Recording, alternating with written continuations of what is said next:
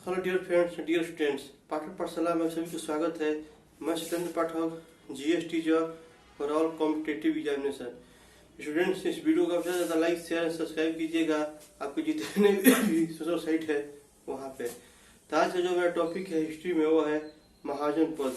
महाजन पद में कुल छोटे छोटे राजवंशों के मिलाकर 16 राजवंशों का चर्चा है। महाजन पद में 16 राजवंशों का उल्लेख किया गया है। तो इसमें आज हम लोग जो पढ़ेंगे, जो सबसे प्रसिद्ध और शक्तिशाली महाजन पद था वो था मगध महाजन पद। यह नेचर वाइज और जो भी वहाँ के साम्राज्य हुए वो सारे समृद्ध और शक्तिशाली थे।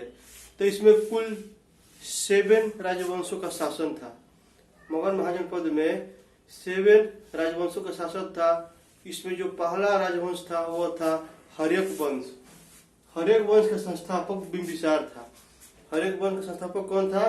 बिंबिसार था। यह पहला ऐसा ऐतिहासिक संस्थापक था जो कि पहले से ही ऐतिहासिक शासक था। तो बिंबिसार ने विवाह के माध्यम से दहेज के रूप में लिए गए क्षेत्र को अपने साम्राज्य में का विस्तार किया।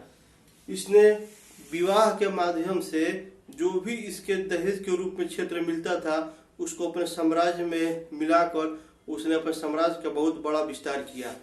तो यह ऐसा पहला शासक था जो कि विवाह के माध्यम से अपने साम्राज्य का विस्तार किया।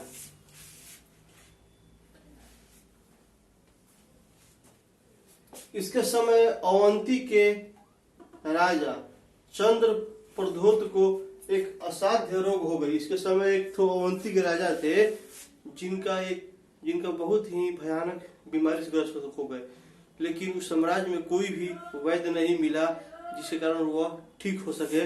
तो अंत में बिंबिसार के यहाँ जो उसके राजवैद्य थे जीवक को उन्होंने भेजा। तो जीवक को वो कहाँ भेजा? जो राजा का भयानक बीमारी से ग्रसित हो गए थे उनको इलाज करने के लिए। जीवक को इलाज से चंद प्रद्योत स्वस्थ हो गए। जो जीवक जो राजवैद्य थे उनके इलाज से जो चंद्र प्रद्योत थे वह स्वस्थ हो गए और उन्होंने अवंती को मगध के अधीन कर लिया और वह अवंती जो साम्राज्य था वह मगध के अधीन अवंती को कर लिया। कौन? चंद्र प्रद्योत ने। बिंबिसार छोटे छोटे राज्यों को युद्ध करके जीत लिया। जो बड़ा राज्य था वो वैवाहिक पूर्वक वह जीता और जो छोटे छोटे राज्य थे उसको युद्ध पूर्वक उसने जीता। इसमें वैशाली पर भी आक्रमण किया था किंतु सफल नहीं हो सका। यह अंत में वैशाली पर भी आक्रमण किया लेकिन यह सफल नहीं हो सका। इसकी हत्या इसका पुत्र अजातशत्रु ने किया। अंत में इसका जो पुत्र था अजातशत्रु इसकी हत्या कर दिया। और अब हम पढ़ेंगे अजातशत्रु के बारे में। अजातशत्रु इसका अर्थ होता है शत्रुओं को नाश करने वाला। इसको कुणिक भी कहते हैं। अजातशत्रु को क्या कहते हैं? कुणिक भी कहा जाता है। इसने अपनी पिता की हत्या किया था इसलिए इसको पितृहंता भी कहते हैं। इसको पितृहंता भी कहते हैं।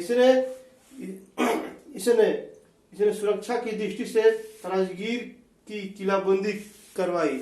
इसने सुरक्षा की दृष्टि से राजगीर की किलेबंदी करवाई। किसने? अजातशत्रु ने।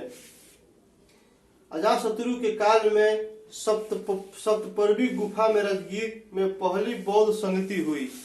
अजातशत्रु के काल में राजगीर में एक गुफा है सप्तपर्वी, उसी गुफा में पहली बौद्ध संगति हुई थी।